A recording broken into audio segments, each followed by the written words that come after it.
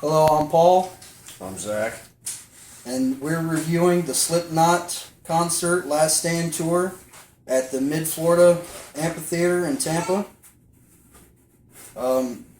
This is for the William Baxter Experience. We'd like to thank Billy Baxter for having us on. Let's get it started. The first band up was Motionless in White. What'd you think of them? Pretty decent considering I had never listened to them before. They played to the crowd really well. The costumes they were wearing were a bit out there. I mean, somebody walked out with a cage on his head. I think that was the bass player. Yeah, that was their bassist. He actually overheated about halfway through their set. Yeah. Amateur, I guess. Well, they're a new band and they're a bunch of Yankees from Pennsylvania, if I'm not mistaken. Damn Yankees. Yeah. Yeah, they were really decent. They put on a good show. I think they played for about 45 minutes or so. I think that was like 10 songs maybe. It's about If that, I'd say somewhere around 8 to 10 songs. They were fairly good. Seemed much like a screamo band to me a little bit. While they were advertising themselves as metal, I don't know that it read through their costuming. Yeah, You know? it seemed more along the lines of, as far as their costumes anyway, for a little bit of emo to halfway, Gothic. Gothic Yeah, stuff. It's just, they were decent overall. Yeah.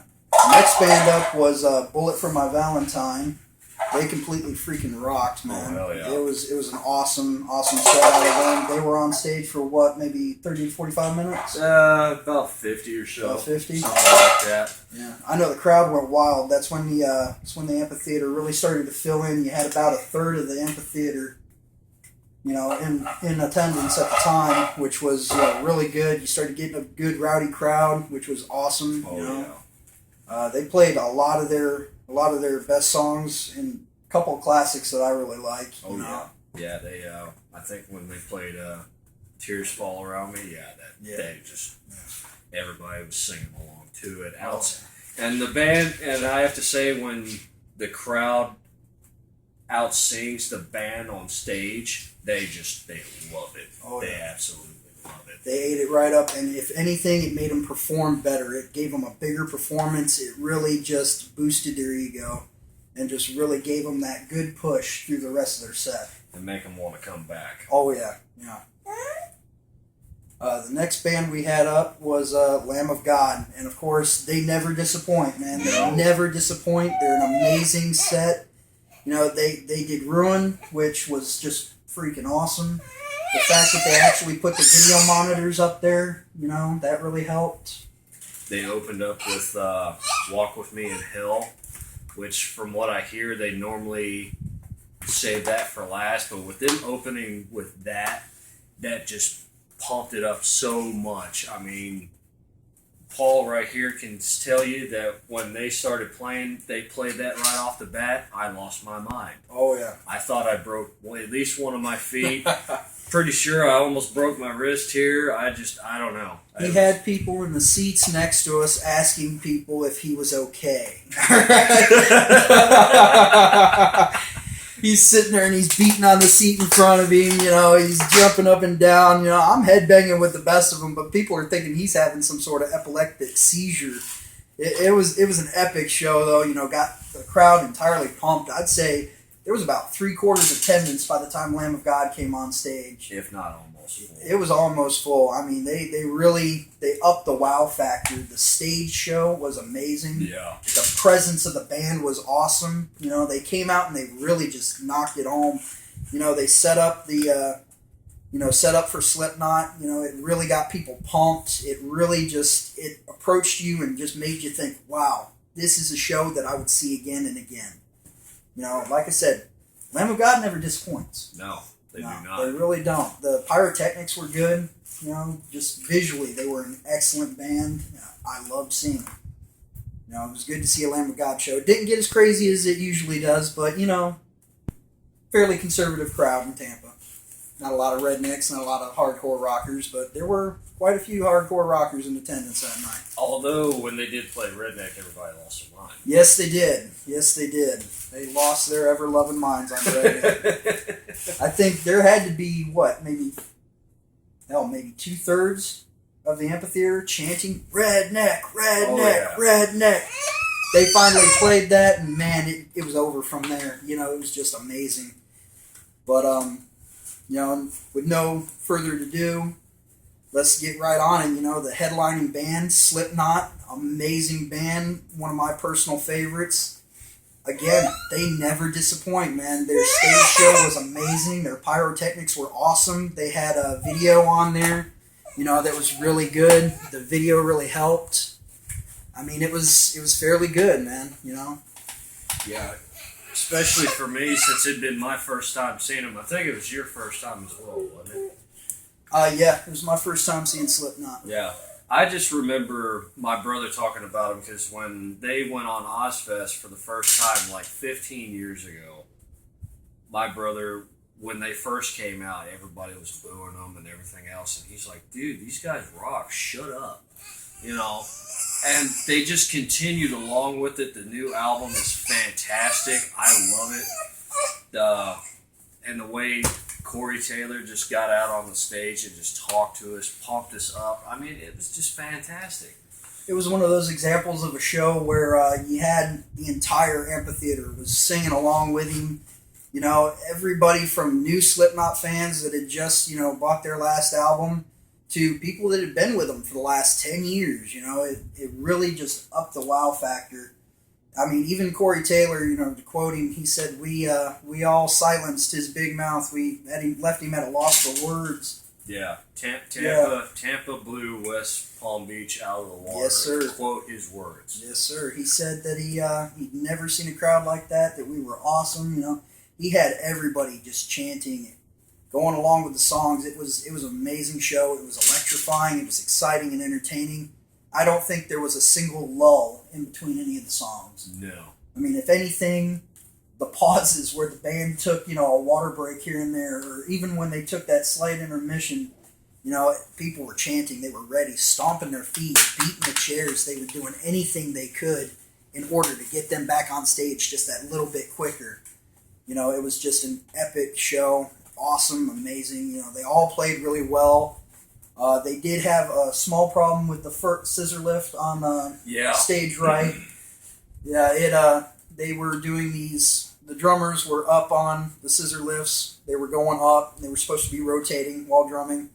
The one on the left-hand side of the stage, as you're looking at it, had a small problem, but I think they played through that really well. You know, you didn't really notice. They don't stop. No. They don't care. No. I mean, there were a couple times where, you know, I thought the bassist was going to slip for a minute, you know. Right. But again, they just incorporated that into their stage show. The fact that, you know, they get into their music, they throw themselves around that little bit, you know. They really just pump up the crowd. I mean, just an epic band to watch. You know, their presentation and stage show, like I said, were just amazing. Right, and a couple of rockers like us, for us to see a show that fantastic, I mean, I've seen more than a few concerts. I mean, that one right there, it's right there at number 2 of my top 5. It's close to being number 1, but number 1 would be Rammstein. I seen a couple of years ago, and they don't come around that often. But well, they're a German band, you know, right, primarily European. Right, but if I hadn't have seen Rammstein, Slipknot, that particular tour, the Last Stand tour would be number 1 on the list. An amazing show, and they're still going strong here in Florida. You know, they've been to the Mid-Florida Credit Union in Tampa. You know, they've moved on from there. They started their tour in West Palm Beach, and they've only gotten better. I mean, since the concert we went to on the 25th, their drummer, one of their drummers did get heat stroke, but you know that's what happens when you are in Florida. You know, if you're not used to the heat. Well, not to mention their costumes. Well, you know. Yeah, not only that, but I think the bass player and the drummer they're new to the whole concert game anyway. Yeah. So, you know, and to see them get back out right after that, you know, get yourself patched up and then go right back out on the road, it shows balls. Well, really, you know, it's the way they are with their fans. You know, they appreciate their fans. They really, they really try to go all out for them. I mean, their stage show and their presentation, they really showed that they cared. I mean, the fact that, they closed it down and then they came back and did an encore. Oh yeah. That was awesome. They just really stepped up their game. The more the crowd cheered, the more they charged up, man. The better they got. Oh yeah. I mean, it was to the point where I thought people were going to start rioting when they finally left the stage. Everybody's beating the seats, hollering, "Slipknot, Slipknot," chanting.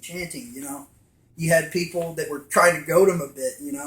We had a drunk guy behind us who I'd like to take him out. I'd like to take him out behind the stage and teach him a little lesson of manners, but that's neither here or there. But I mean, he was actually heckling Slipknot. He was, "Slipknot sucks, Corey Taylor." You didn't hear him. Yeah, I thought about knocking them teeth right down his throat, but it was too awesome a show to get kicked out of. It was an epic show. Even for some drunks that are getting rowdy and whatnot, it was worth putting up with them to stay, stay at the show. And we like to drink a little bit, not too much nowadays. I mean, I work so much, and he's got a family to take care of and everything. But we could have got hammered at the show and really enjoyed it, but we wanted to have that lucid moments to where we could remember everything, and all that. I mean, the two chicks that were sitting right behind us, he told me about this when I went out to go have a smoke. Apparently, they thought that the two of us together were psychotic. Yeah. Which, I love that. That just makes me really just... I don't know. We'd be psychotic for Slipknot. I'd be honest, to see that show again, I'd stab somebody straight up. Maybe a light skinny. Maybe a light skin. Yeah. But overall, just an amazing show. All the bands showed up. They did an amazing job. They played through, they did amazing sets. Stage presence for every band was awesome. Especially the encore when they came out. They really just knocked it out of the park. In the whole scheme of things, I'd give the concert a 9 out of 10. Yeah. If not a 10 out of 10. 9 out of 10 as well. All right, this has been Paul and Zach with the William Baxter Experience, and we'd like to thank you for watching. Say bye-bye, Arlen.